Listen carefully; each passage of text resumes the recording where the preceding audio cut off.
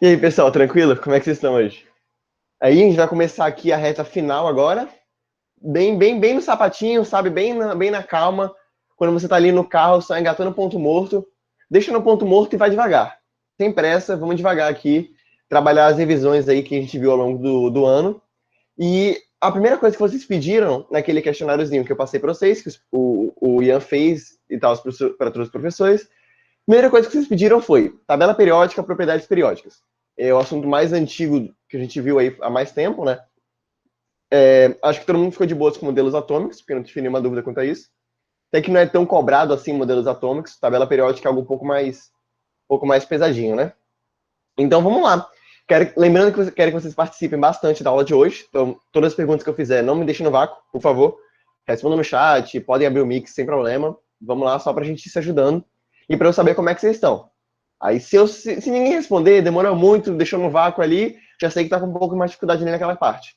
Mas mesmo se você achar, não tiver certeza, tiver lembrado assim no fundo da sua cabeça de alguma resposta, tenta responder as perguntas que eu vou fazendo, para pelo menos dar continuidade à aula, para tentar ir para frente, né? Então vamos lá. Primeira parte aqui da aula que a gente vai ter que trabalhar um pouquinho, dar aquela revisada, são as propriedades periódicas. Já que propriedades periódicas a gente vai saber o quê?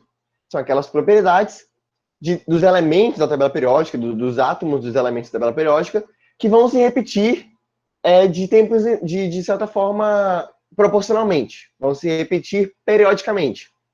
Então, vão ser algumas propriedades na qual os elementos da tabela periódica vão estar organizados de acordo com essas propriedades periódicas. Beleza? E aí, quero que vocês soltem quais propriedades periódicas vocês se lembram. O que para vocês é propriedades periódicas? Pode ir bombardeando aí no chat. Tudo que vocês lembrarem que for propriedade periódica, pode falar. Aquelas propriedades específicas dos átomos de cada elemento químico.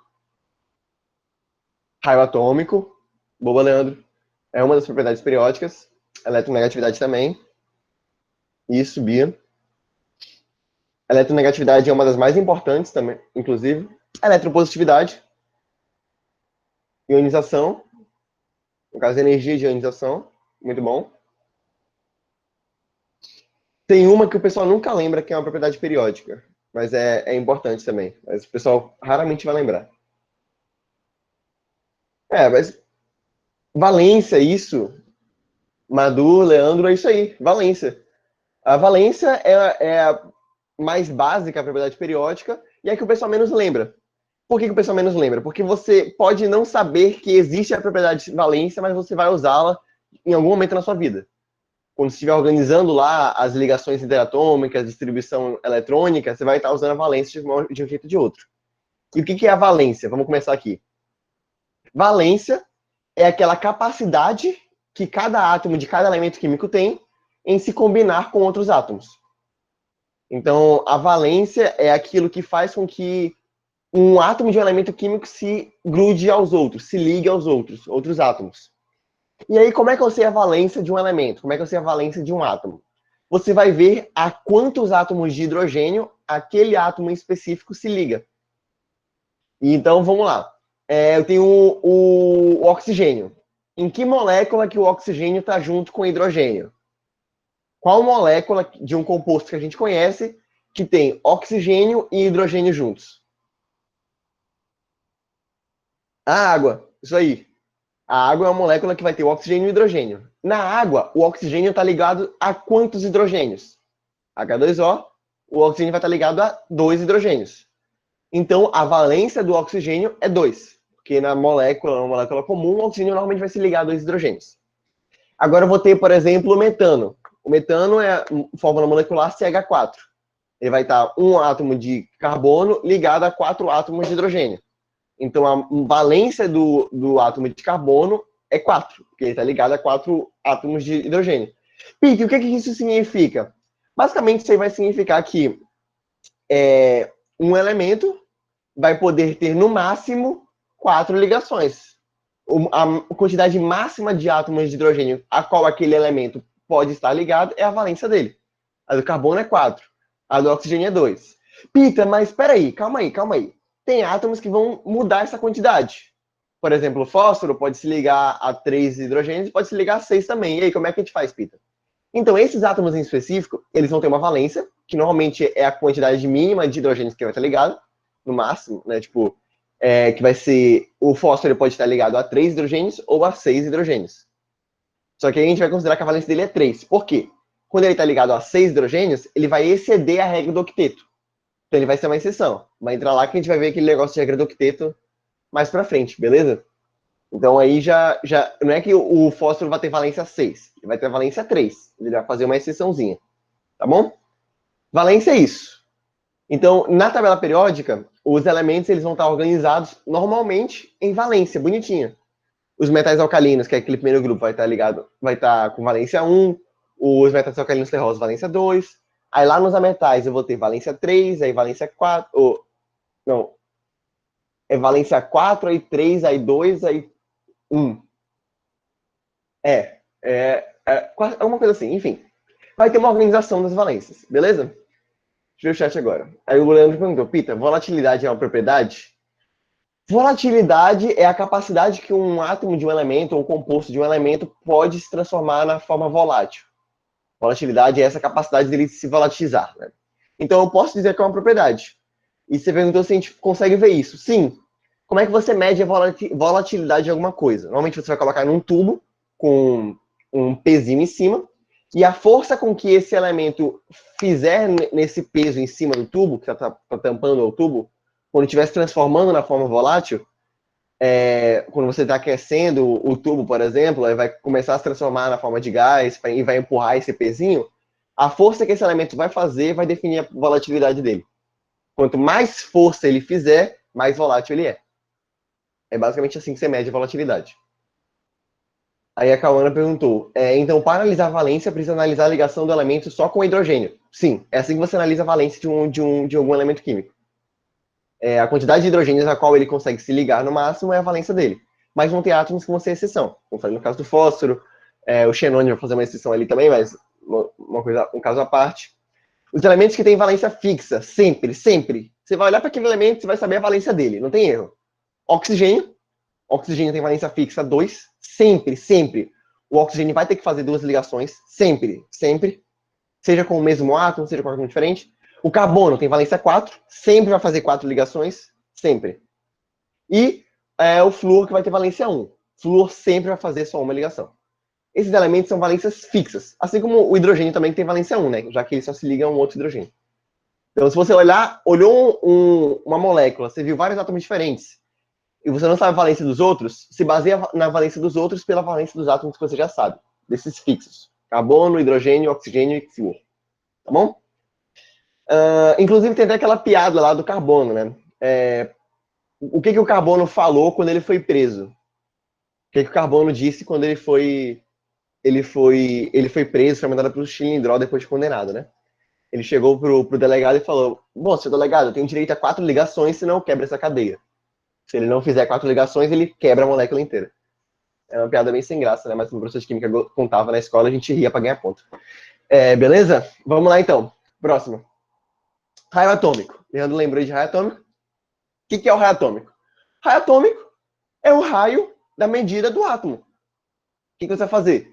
Você vai colocar uma régua, pegar uma régua sua, vai colocar uma ponta da régua, o zero, ali, no meio do centro do núcleo atômico. No centro do núcleo atômico. Coloca a régua ali. E a extremidade da régua você vai botar na posição média ali do último elétron da eletrosfera. No elétron mais externo ali, no elétron mais longe do núcleo. Aquela distância que você mediu na régua é a distância do raio atômico. É aquilo ali que você vai ter como raio.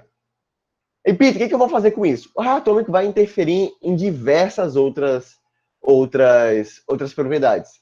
Quanto maior o raio, menor é a força que o núcleo vai fazer naquele elétron mais distante. Então, vai aumentar algumas outras propriedades aí que a gente vai ver, para não dar spoiler. Mas você já sabe, né? E aí, quanto maior o número de elétrons, quanto maior o número de camadas que a eletrosfera tiver, maior é o tamanho do raio atômico. Quanto menor o número de átomos, quanto menor o número de prótons no núcleo, quanto menor o número de prótons no núcleo, maior vai ser o raio atômico também. Por que, Pita? Porque quanto mais prótons eu tenho no núcleo, maior é a força com que esse núcleo vai puxar o último elétron da eletrosfera. Então, se eu tiver muito próton no núcleo, esse núcleo vai puxar o elétron da eletrosfera com mais força, então ele vai ficar mais juntinho. Se eu tiver menos próton, esse elétron vai ficar um pouco mais longe. Só que lembrem, essa força, essa diferença aí, ela vai ser só quando você estiver analisando uma determinada proporção lá da tabela. Agora, o que vai definir mesmo o tamanho da eletrosfera é a quantidade de camadas. Ou seja, o tamanho do raio atômico é a quantidade de camadas da eletrosfera. Então, se eu tiver muitos elétrons, teoricamente, vai ter mais camadas, então o raio atômico vai ser maior. Só que entre átomos que eu tenho o mesmo número de camadas, aquele que tiver o menor número de prótons no núcleo vai ser o que vai ter o maior raio atômico. Que ele vai estar fazendo menos força nesses elétrons na eletrosfera. Tá bom? Vamos lá. Próxima, energia de ionização. Energia de ionização é a energia necessária para você arrancar um elétron da eletrosfera do átomo. Para você tirar um elétron da eletrosfera, você tem que fazer uma força. O elétron não vai sair de lá de graça. Ele não vai estar, putz. É isso aí, né, galera? Falou. Já deu por hoje. Tô vazando daqui, beleza? Tô metendo o pé daqui, tá ligado, meu irmão? Não vai fazer isso, né? Para você tirar um elétron de uma eletrosfera, você tem que fazer uma força. Por mais mínima que ela seja, por menor que seja essa força, você vai ter que fazer uma força ali. E essa força vai crescer com o quê? Como é que eu tenho essa energia de ionização maior? Quanto mais perto do núcleo esse elétron tiver, maior é a força que você vai fazer. Então, para você arrancar um núcleo, para você arrancar um elétron de um átomo que está na sexta camada da eletrosfera, você vai fazer uma força. Agora, para você arrancar um elétron que está na terceira camada da eletrosfera, você vai fazer uma força muito maior, porque ele está mais perto do núcleo. Então, a energia de ionização é toda aquela energia que você vai usar para arrancar esse elétron da eletrosfera, beleza? Pita, tá bom, agora vamos lá. Pensa comigo. Eu tenho um átomo que tá doido para doar um elétron. Um metal, por exemplo. Eu tenho um metal que ele tá doido para doar o elétron. Ele quer dar. O cara quer dar, ele não aguenta mais. E aí, ainda assim eu vou ter que fornecer uma energia para arrancar esse elétron de lá? Sim. Por maior que seja o fogo desse átomo de dar esse elétron, você ainda assim vai ter que fornecer uma energia para conseguir puxar. O elétron não vai ser de graça. Agora, supondo, você pegou um átomo lá, o sódio. O sódio, ele é um cátion monovalente. Ele tem tendência a virar um cátion monovalente, a perder um elétron, né? A doar um elétron nas ligações dele. Então, você vai tirar um elétron do sódio, ele vai ficar cátion, né? Vai ficar um íon positivo, mas ele gosta assim. Ele fica mais beleza assim. Ainda assim, você vai ter que fornecer uma energia para tirar esse elétron? Sim, vai ter que fornecer energia. Só que aí, você arrancou esse elétron da eletrosfera do cátion. O cátion ficou positivo. E se eu quiser tirar um outro elétron da eletrosfera, eu posso tirar? Pode. Você quer deixar o cátion ali quer deixar o sódio um cátion bivalente. Quer tirar 2 elétrons da eletrosfera. Para o sódio ficar mais 2. Você pode fazer isso? Pode. Só que a quantidade de energia para você fazer isso vai ser muito absurda. Por quê? Por 2 motivos. Primeiro, a partir do momento que você tirou o primeiro elétron da eletrosfera ali, você tirou o elétron da camada mais externa. Ou seja, você não tirou o elétron da camada de valência. Você tirou você não tirou da camada do subnível mais energético. Você tirou da camada de valência, que é aquele subnível mais externo, aquela camada mais externa da eletrosfera, que fica mais longe do núcleo. Logo, a partir do momento que você tirou essa daí, o sódio ficou estável. Ele atingiu a regra do octeto. Terminou ali no S2 dele ali e ficou bonitinho. O sódio tá na dele, o sódio tá na paz. Terminou no P6, né? Porque ele perdeu o S1, é isso. A partir do momento que você quiser tirar um outro elétron do sódio, você vai ter que fornecer uma energia muito maior. Primeiro, porque ele ficou estável. Se ele está estável, para você desestabilizar ele, vai ter que gastar uma energia muito grande. E segundo, porque você está pegando um elétron que está mais perto do núcleo. Está numa camada mais próxima do núcleo. Então vai estar tendo uma força de atração maior. Ou seja, quanto mais elétrons você tira da eletrosfera, maior a energia de ionização você vai ter que fornecer para arrancar outros elétrons. E como é que eu sei que, essa energia vai mudar muito? Se a camada com qual você está trabalhando mudar, por exemplo, você tirou o primeiro elétron da camada 3 do sódio. Aí já acabou os elétrons da camada 3 e foi para a camada 2. A partir desses saltos de camadas, a energia vai dar um salto muito maior. Salto de camadas, salto de subníveis também. Por exemplo, do P para o S, do S para o D, do D para o F.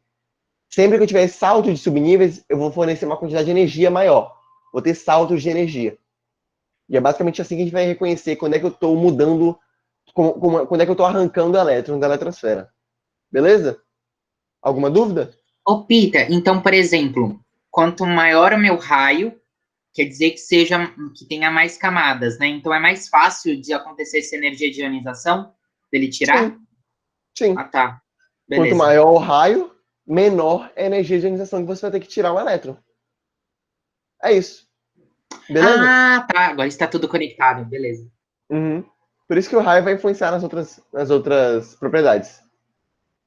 Outra propriedade, eletroafinidade. O pessoal confunde muito eletroafinidade com eletronegatividade. Pita, é a mesma coisa? Você fala que confunde é porque não é a mesma coisa, né? Por quê? Qual que é a diferença entre eletroafinidade para eletronegatividade? Eletroafinidade é a energia que um átomo vai liberar quando ele receber um elétron. O átomo está na paz. O átomo está de boas. Está tranquilaço. A partir do momento que ele recebeu um elétron, ele vai liberar uma energia. Mas, Pita, não. Não faz sentido. Para você tirar um elétron da eletrosfera, você vai ter que dar energia.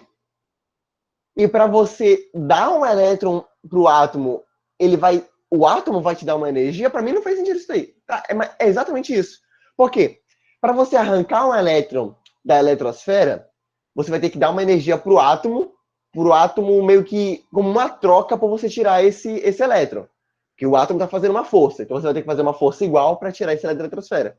Isso aí é energia de ionização. Agora, a eletroafinidade é a energia que o átomo vai liberar quando ele receber um elétron. Por que ele vai liberar essa energia? A partir do momento que o átomo recebe um elétron, ele fica instável. Por mais que ele goste de receber esse elétron, por mais que ele tenha a tendência a virar um ânion, tenha a tendência a receber elétrons, ainda assim, no momento que ele receber o elétron, ele vai ficar instável. Por quê? Entrou um cara novo ali. Não sei o que está acontecendo. Eu gostei desse cara ter entrado, mas eu não sei o que eu vou fazer com ele. Para ele poder entrar aqui, eu tenho que arrumar um espaço aqui na minha salinha para poder caber esse elétron. Então, o que eu vou fazer? Vou liberar uma energiazinha para esse elétron entrar. É isso aí que é eletroafinidade. Então, quanto maior for essa energia que ele liberar ali no cantinho, maior é a eletroafinidade. É tipo assim, você tá ali com o teu estojo todo cheio. O teu estojo tá bonitinho ali. Você quer colocar um lápis a mais. Só que aí, pô, o que você prefere ter no seu estojo? Você prefere ter um lápis a mais no seu estojo ou você prefere ter uma tampa de uma caneta? Você perdeu a caneta, inclusive. Ou você vai ter a tampa da caneta ou você vai ter o lápis. O que você vai fazer? Você vai jogar a tampa fora e vai colocar o lápis lá dentro. Não cabe os dois juntos. É basicamente isso que o átomo vai fazer. Ele vai liberar um pouco de energia para poder caber o elétron. Quanto maior for essa energia que ele liberar, quanto maior for a eletroafinidade dele, quanto mais energia ele liberar, quer dizer que maior era a vontade dele de ter esse elétron ali dentro. Porque quer dizer, pô, eu queria tanto ter esse elétron ali dentro que eu liberei um monte de energia. É basicamente isso. Beleza? Aí a Camana perguntou, só acontece com átomos gasosos? Só acontece com átomos no estado gasoso. Então só acontece com os elementos no estado gasoso. Independente de qual átomo seja. Se ele estiver no estado gasoso, ele vai ter que liberar essa energia quando ele receber o elétron. Mas sim, só acontece com átomos no estado gasoso. Mas pode acontecer com qualquer átomo. A Beatriz perguntou, por que afinidade no nome? Boa pergunta. Boa pergunta. Deveras interessante essa pergunta, Beatriz. Vou ficar devendo essa daí. Não tenho ideia. Sei que ela é afinidade por isso, né? Ah, por causa que ele tem mais afinidade de receber elétron. Porque ele tem mais vontade. Ah, Sim, faz sim, sentido no nome. sim. Afinidade com o quê? Com Teoricamente, elétron. afinidade com receber elétrons. Sim. É, Porque ele quer tanto receber elétron que ele vai liberar mais energia do que um átomo que não queria, não iria querer, por exemplo. é, Basicamente isso. exatamente isso. Agora a gente vem logo com a outra... Eita, tá zoadinho aqui. Que é a eletronegatividade. É logo a outra propriedade que o pessoal confunde muito com a eletroafinidade. Mas qual que é a diferença de eletroafinidade para eletronegatividade? Eletroafinidade, eu botei aqui o raiozinho aqui, ó. Eletroafinidade tem a ver com energia. Eletronegatividade é uma grandeza. É tipo assim, é como se a eletroafinidade fosse uma energia provocada por uma explosão, por exemplo. Não é bem explosão, né? Mas, enfim. E a eletronegatividade fosse você medir o tamanho dessa explosão. Você vai medir a altura dela, você vai medir o volume dela. A eletronegatividade é uma grandeza escalar. E a eletroafinidade é uma quantidade de energia. Essa é a diferença entre as duas. Ou seja, a eletroafinidade você mede por kilojoules, você mede por Kelvin, por temperatura, pelo que seja. A eletroafinidade você mede a partir de uma grandeza de energia. E a eletronegatividade você vai ver uma grandeza escalar. Você vai medir a quantidade de vontade de alguma coisa, uma tendência de alguma coisa. E essa tendência é o quê? É a tendência de um átomo para atrair elétrons, quando ele estiver ligado a um outro. Eletronegatividade é como se fosse aquela força gravitacional que eu falei com vocês. Lembra? Leandro, qual a sua altura mesmo? Que você falou naquela outra vez? 1,69. O Leandro tem 1,69. Eu tenho 1,83. 1,84 na faixa. A última vez que eu medi ano passado 1,83, né? Enfim. Pensa só. Quem que vai puxar uma corda com mais força? Em teoria, né? Supondo que o Leandro não seja um bombadão. Quem vai puxar a corda com mais força? Eu ou o Leandro? Em teoria, certo? Quem vai puxar a corda com mais força sou eu. Bom, em teoria, né? Mas o Leandro, a princípio, é bem fortinho também. Mas, a princípio, o que significa isso? Significa que quando eu tiver uma disputa de força, eu vou puxar com mais força do que o Leandro. É basicamente essa força com que eu vou puxar essa corda que é a eletronegatividade. Quando eu tiver dois átomos ali disputando um elétron na ligação covalente, por exemplo, naquele compartilhamento de elétrons, eu vou ter um átomo que, se for diferente do outro, por exemplo, dois átomos diferentes, já que não tem a mesma eletronegatividade, vão puxar esse elétron com forças diferentes. Um átomo vai puxar um elétron com uma força, e o outro átomo vai puxar um elétron com outra força. Aquele que tiver mais força é aquele que tiver maior eletronegatividade. É isso. Ou seja, supondo que fosse eu um átomo, o Leandro outro átomo, a gente tivesse ali fazendo uma ligação covalente com aquela corda. Se eu estou puxando com mais força, é porque eu tenho uma eletronegatividade maior que a do Leandro. Então eu vou puxar aquele elétron com mais força. Isso é eletronegatividade. Ou seja, é a minha capacidade de atrair elétrons para perto de mim quando eu estiver em contato com outros átomos. Então, Pita, tá, entendi.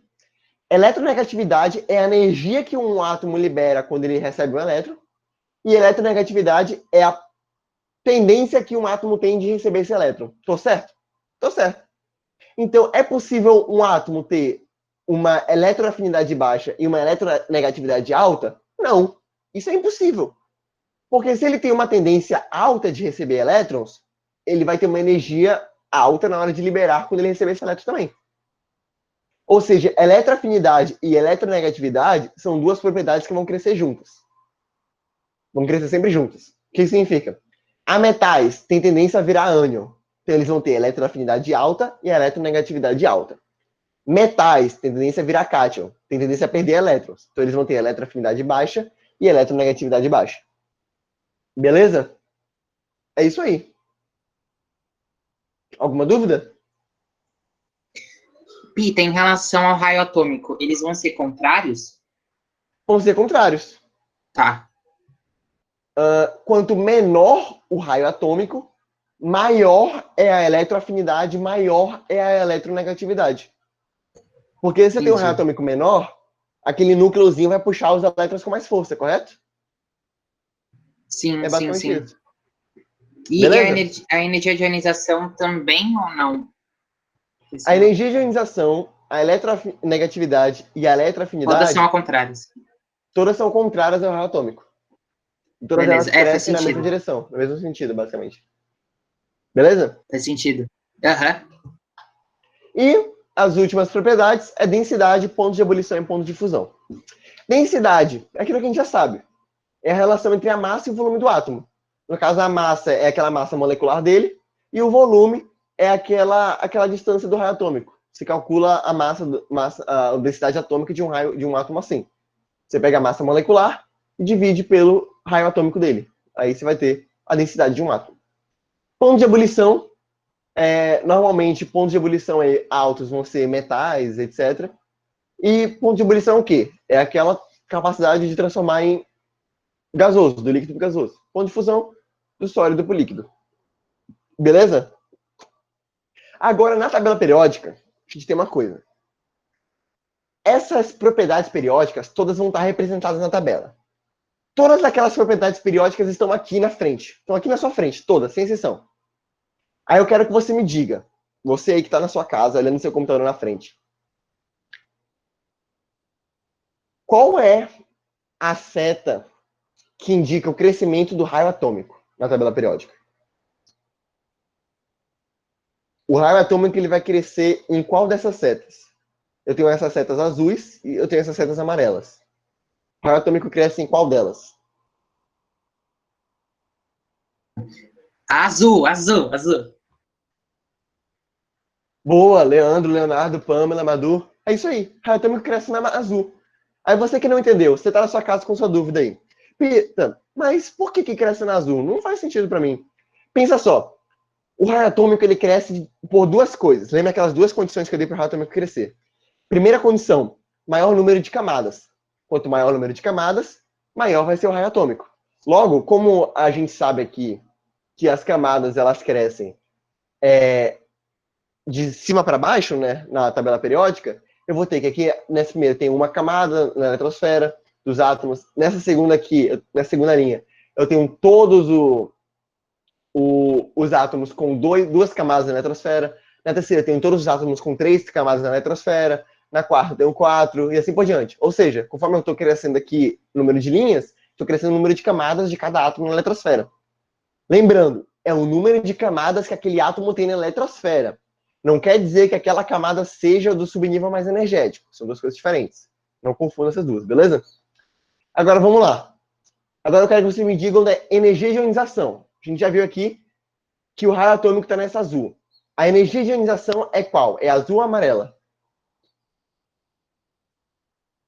O crescimento da energia de ionização. Kauna falou amarela. Leandro falou amarela. Mais alguém quer dar um palpite? Amarela. É isso. O raio atômico, ele tem uma grandeza proporcionalmente inversa à da energia de ionização. Quanto menor o raio atômico, maior a energia de ionização. Então, na tabela periódica, eles vão crescer de formas inversas também. Se o raio atômico cresce de cima para baixo, da direita para a esquerda, a energia de ionização vai crescer da esquerda para a direita, de baixo para cima, em direção aqui aos gases nobres. Esses gases nobres são os átomos que têm maior energia de ionização, porque eles já estão estáveis. Então, para você tirar ali um elétron dele, vai gastar muita energia. Agora, eu quero que vocês me digam da eletroafinidade e da eletronegatividade, que estão quase sempre juntos ali. Vai crescer como? Na setinha azul ou na setinha amarela?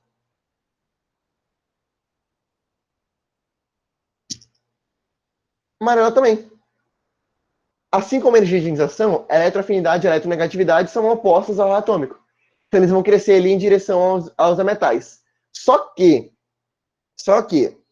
a eletronegatividade tem uma particularidade. Quem lembra qual é a particularidade da eletronegatividade? Abre o mic e canta para mim.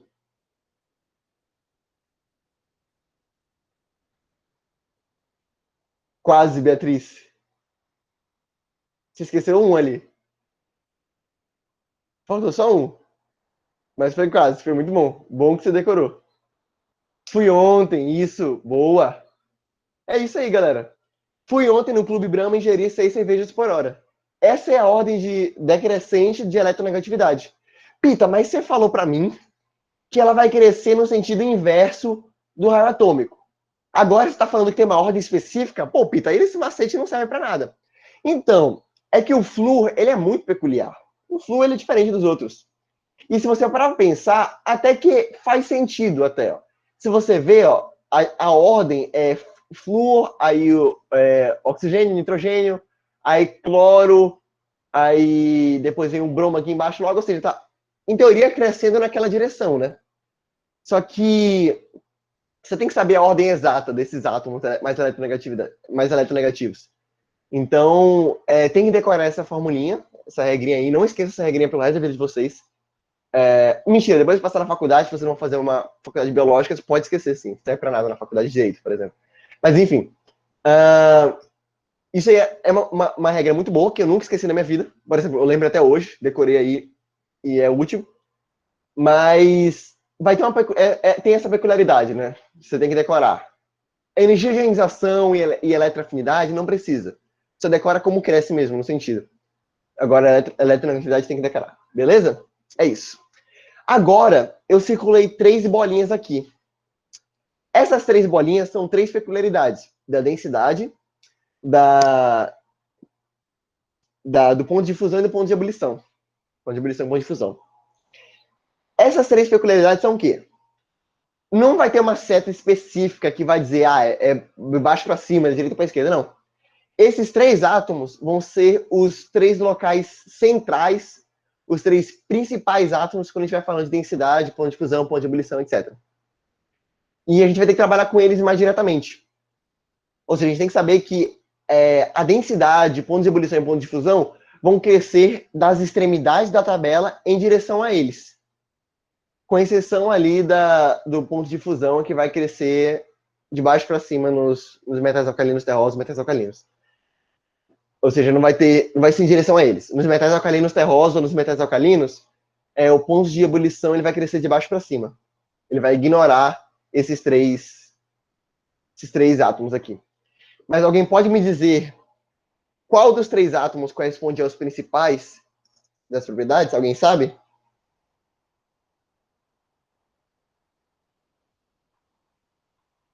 Teoricamente, você não tem que saber exatamente, mas você tem que saber que ele fica ali naquela região, certo?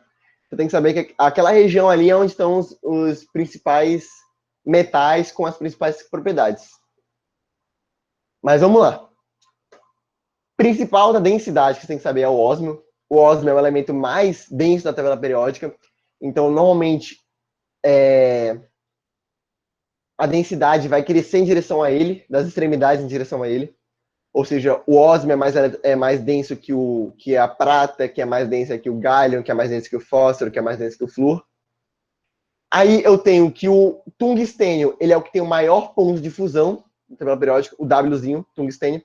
Então, com exceção dos metais alcalinos e metais alcalinos terrosos, que vão crescer de baixo para cima aqui, todos os outros vão crescer em direção ao tungstênio. A setinha vai estar meio que em direção ao tungstênio. E o rênio, ou renânio, não sei explicar direito, é o que tem o maior ponto de ebulição. Então vai crescer em direção a ele. Beleza? Alguma dúvida aqui? Ô, Pita, você falou de baixo para cima. Como que seria isso? Tipo, eles tipo só essa parte, só a primeira e a segunda coluna que vão subir de baixo para cima, o restante tudo em direção a eles, é isso? Isso. Os metais alcalinos terrosos, os metais alcalinos, eles ignoram o resto dos elementos no ponto de fusão. No ponto de fusão, os metais alcalinos terrosos, metais alcalinos, são completamente à parte dos outros. A ordem de crescimento deles, de maior densidade, não vai ser em direção ao tungstênio. Ao tungstênio. Vai ser só de baixo para cima. Ou seja, o berílio e o lítio vão ser os 2 mais densos, vão ser mais densos que o sódio e o magnésio, vão ser mais densos que o potássio e o cálcio, e assim por diante. Os mais densos são esses daqui de cima. Ou seja, eles fogem completamente dessa regrinha aqui. Sacou? Entendi. Então é densidade, ponto de fusão e ponto de ebulição. Beleza. Isso. É isso aí, galera. Então, a princípio, a minha ideia era dar essa aula inteira hoje, né? Dar esses assuntos aqui. Só que a gente tem muitas aulas na frente, a gente tem muitas aulas para dar revisão. Então eu não quero dar essa revisão do resto do assunto correndo. Eu quero dar, como a gente fez agora, mais pausadamente, mais tranquilo. Entendeu? Então, Se eu corresse bastante, eu podia ter dado essa aula inteira agora. Eu achei que fosse dar tempo, inclusive, de dar essa aula inteira numa aula só, inclusive. Mas eu não quero correr. Então vamos trabalhar com mais calma, vamos trabalhar mais direitinho, porque a gente tem bastante tempo, né? Relaxa que a gente vai terminar essa revisão aí toda tranquilo antes de dezembro chegar, praticamente. Mas como a gente tá com tempo, não tem por que correr. Vai dar para dar a revisão de tudo bonitinho. Então eu não vou dar esse restante aqui, vou terminar aqui por agora. E semana que vem a gente continua normalmente. Tem, porque a gente não tem feriado, né? Acho que o único feriado que vai ter vai ser Natal e Ano Novo. Feriado não cai em terça-feira. Incrível isso.